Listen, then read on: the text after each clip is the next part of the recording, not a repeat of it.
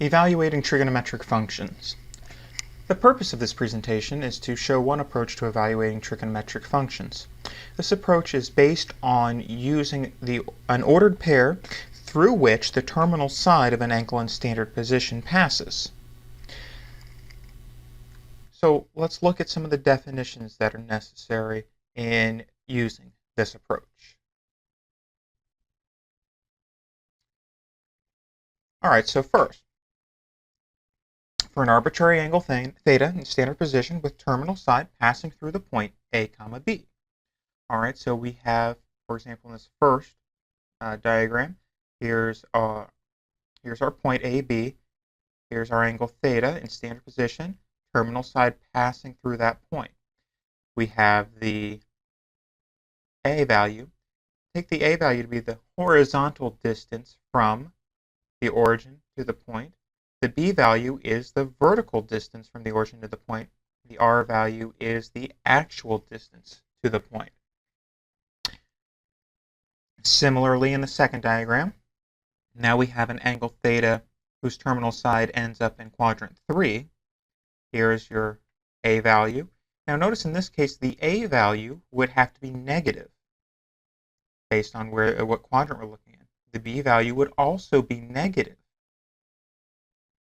Right, because this ordered pair being in quadrant 3, the ordered pair would have to be negative, negative. And finally, we have the R value, which is, again, which will always be positive. In the third example, we have an angle theta with terminal side ending up in quadrant 4. Now, in this case, the A value would be positive, and the B value would be negative, and the R value, again, will always be positive. Under this setup, under this approach, we define the sine of the angle theta to be equal to the B value over the R value, the cosine to be equal to the A value over the R value, the tangent to be equal to the B value over the A value, provided A is non-zero, and the reciprocals. The cosecant of theta is equal to R over B, provided B is non-zero. The secant is equal to R over A, provided A is non-zero. And the cotangent is equal to A over B, provided B is non-zero. And again, this R value, basically we get this R value from the Pythagorean theorem. If we think of these triangles that we see, they're right triangles, and by the Pythagorean theorem, that R value is sort of like the hypotenuse of the right triangle. And so is given by the square root of A squared plus B squared. And again, we will always take it to be greater than 0. So I would like to kind of bring this back to an idea that you probably learned about in a previous chapter. That is your basic right triangle trigonometry. You thought of, well, if your angle is between 0 and 90 degrees, your angle, the sine of the angle, you said, well, the sine is equal to the opposite over the hypotenuse. And notice that under this definition, B over R, here's your angle theta. B is certainly opposite, and R is the hypotenuse of that right triangle. Cosine is adjacent over hypotenuse. Here's your angle theta.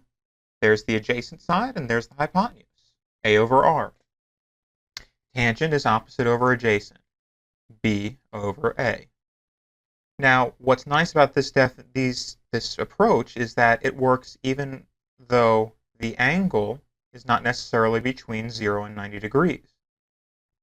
So now if we have this angle theta, and this is certainly greater than 90 degrees, it's between 180 and 270 degrees, now what we can do is say, well, we create this reference triangle, basically.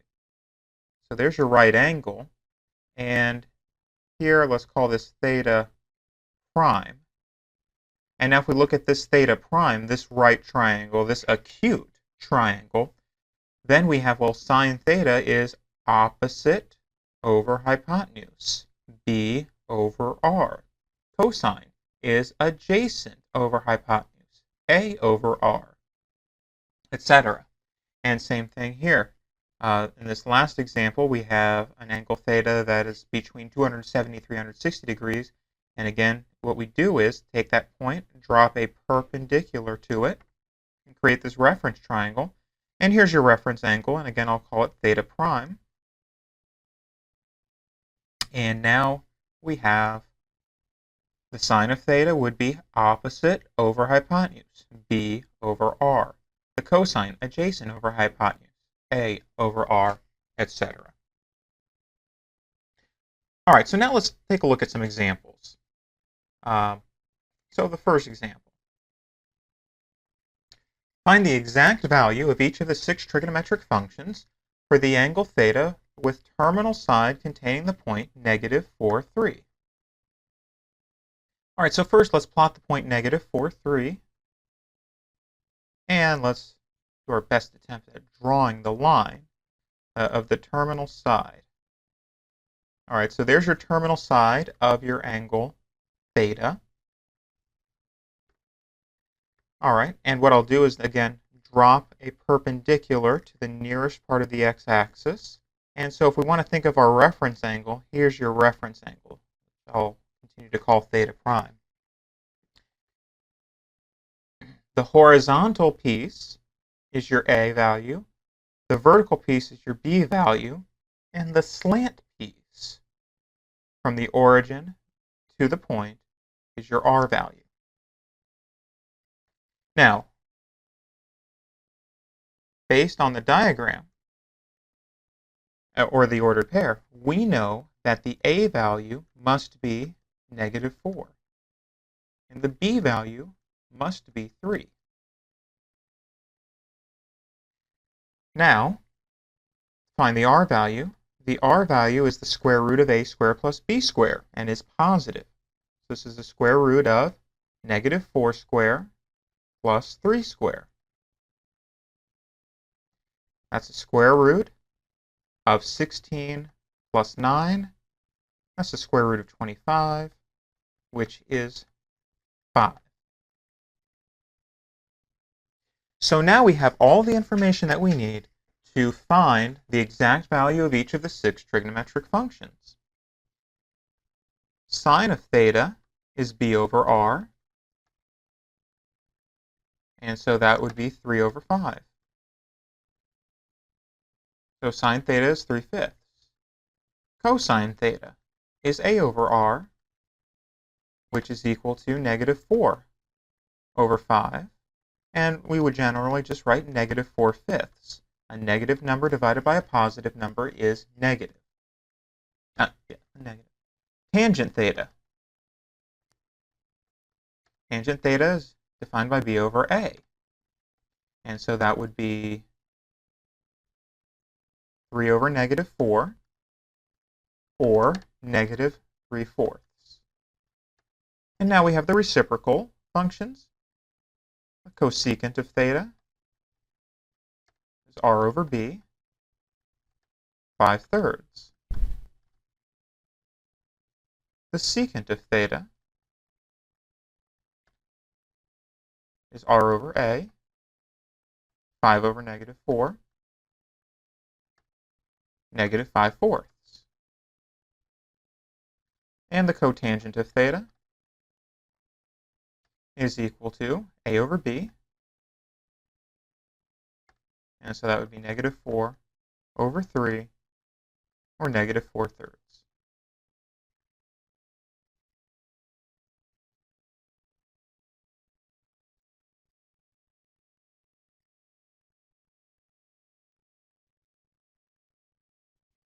All right. Let's look at another example. Example 2, similar to example 1, find the exact value of each of the 6 trigonometric functions for the angle theta with terminal side containing the point -2, -5. Now this would be a good time to pause this presentation if you'd like to try this one out on your own before I go through the solution.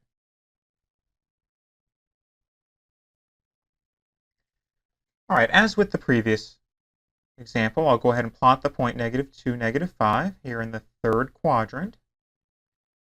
I'll draw the terminal side of the angle passing through that point.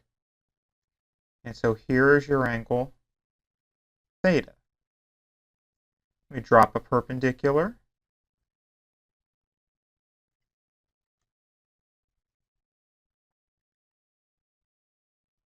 And so this piece,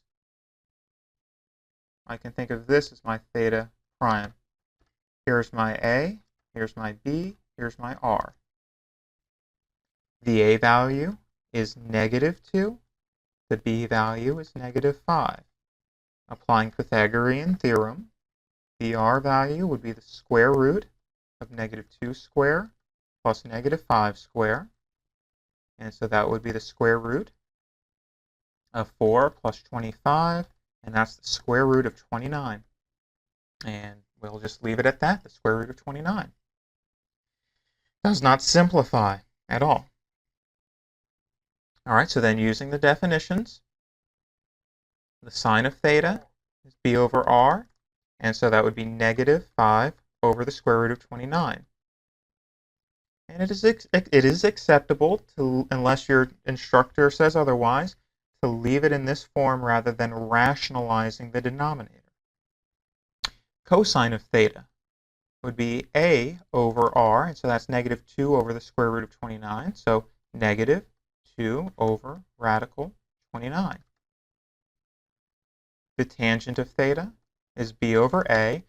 That would be -5 over -2. Let's be careful with this one, because a negative divided by a negative is positive. So the tangent of theta would be 5/2. And then the reciprocals. The cosecant of theta would be negative radical 29 over 5. All right, that would be r over b. The secant of theta, that's r over a, and that would be negative radical 29 over 2. And the cotangent of theta, a over b, would be positive 2/5.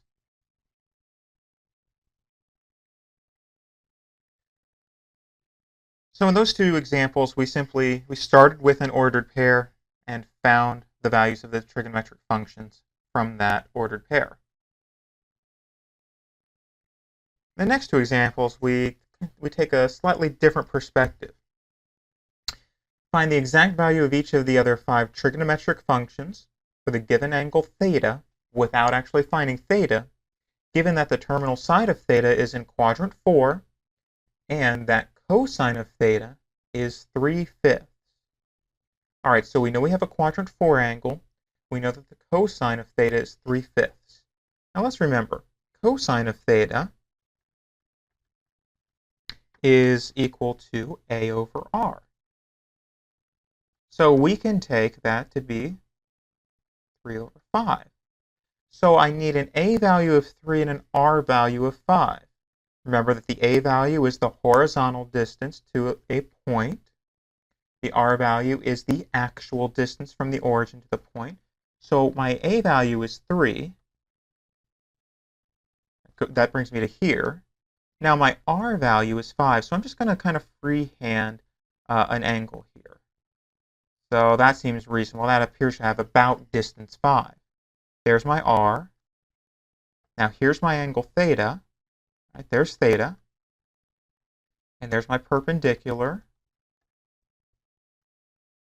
In this case, the unknown is b. Now one thing that I do know is that b must take a negative value since by looking at the quadrant. All right, so what do we know? We know that a squared plus b squared must equal r squared. So we know that 3, let's just write that out, a squared plus b squared must equal r squared. Again, that's the Pythagorean theorem. All right, so a is 3, b squared, well, b is unknown, r is known as 5. So that's 9 plus b squared is 25. B squared is 16. And now again, remembering that the b value must be negative, b is the negative square root of 16. B is -4.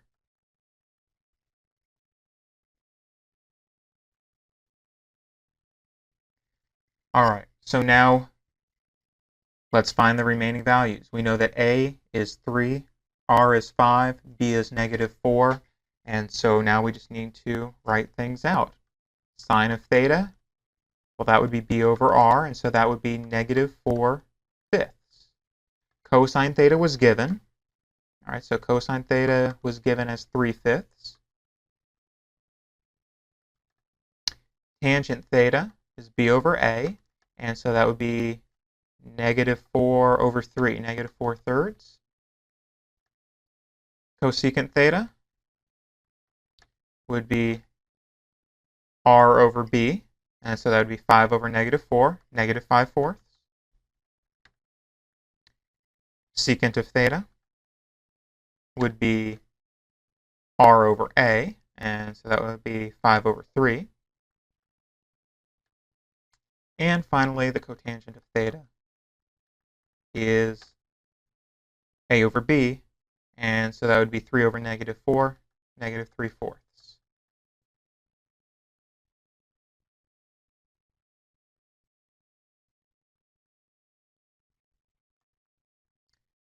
All right, one more example.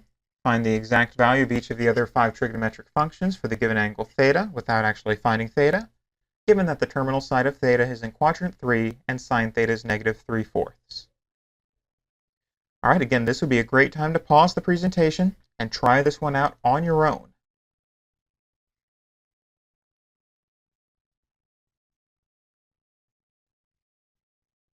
All right, so sine theta, remember, sine theta is given by b over r. Now, under this approach, the r value is always positive. So we take the r value to be 4, and then thus the b value must be equal to negative 3.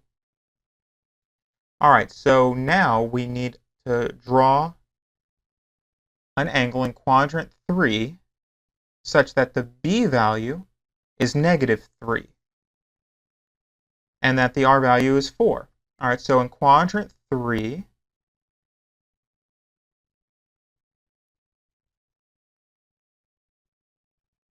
all right, so there's an angle in quadrant 3, and I got the b value to be about negative 3 here.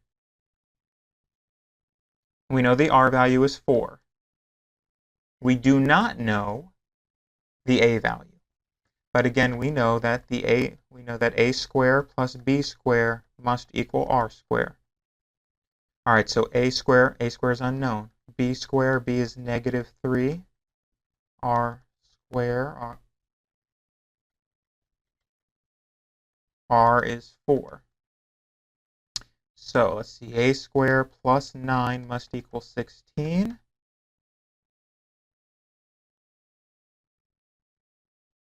So a squared must equal 7.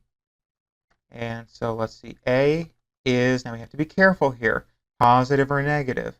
Well, we're in the third quadrant. The a value of that ordered pair must be negative. So a is the negative square root of 7.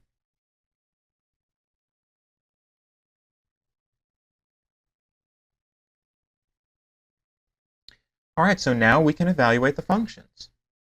And we were given sine theta, so I'm just rewriting it. Sine theta is negative 3/4. Cosine theta. All right, so cosine theta is a over r. A is the square root, is negative radical 7, and r is 4. So negative radical 7 over 4. Tangent theta is b over a. B is negative 3. A is negative radical 7. And so that would be negative 3 over negative, let's be careful with this one, negative 3 over negative radical 7. Negative divided by negative is positive, so 3 over radical 7. Cosecant theta, r over b, negative 4/3.